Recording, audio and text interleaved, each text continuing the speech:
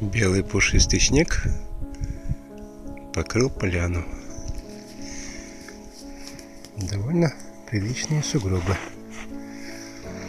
Ну что, пойдем погуляем по лесу. Разведем костер. Так, что-то все глубже и глубже.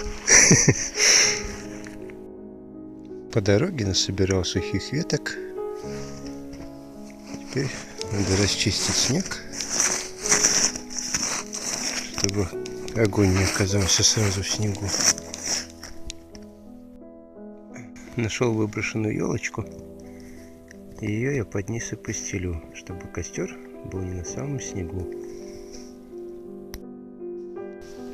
Делаем пирамидку.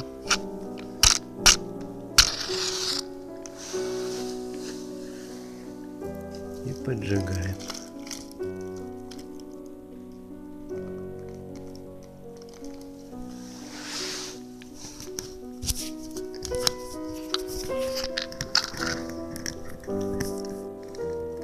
Перед тем, как сушиться у костра, тщательно отряхнуть всю одежду, чтобы на ней по возможности не осталось снега.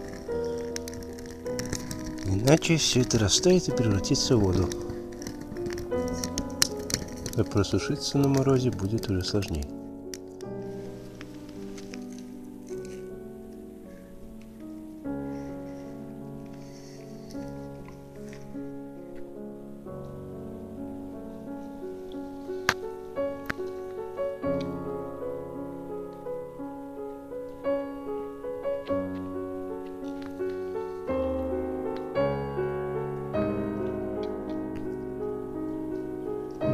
Мой боевой друг, товарищ и брат.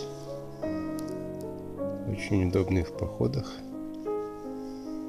Можно и дровишек нарубить, и рыбку разделать. Удобная резиновая рукоятка. Как в голой руке, так и в перчатке. Удобно ложиться. Можно работать как топориком, как ножом.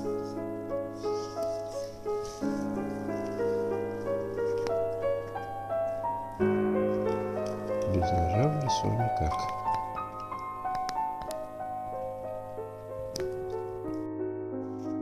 Ну вот, как раз на дороге лежит упавшее дерево. Не очень большое, не очень толстое. Кандаровский ножичек. Сейчас мы и проверим. Я его, конечно, проверял уже.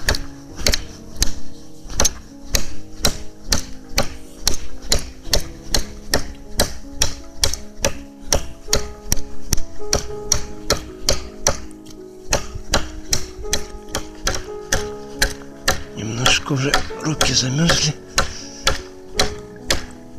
поэтому не очень удобно. Ну вот, немножко побаловались и срубили такое деревце. Тихо, спокойно.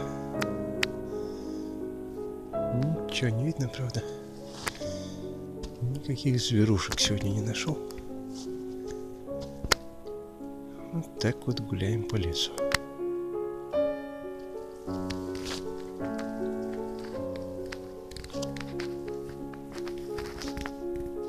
Вот какие высокие сосны.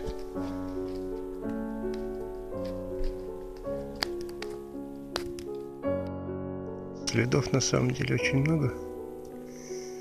Но следов я вам показывал уже достаточно часто и много. Поэтому не буду на них зацикливаться. Вот тут вообще все вытоптано. Целые стада тут бегали, похоже. Вот парнишка катался с горки, упал, разбил голову. Там вызвали скорую. Скорая приехала. Я как раз из леса вышел уже.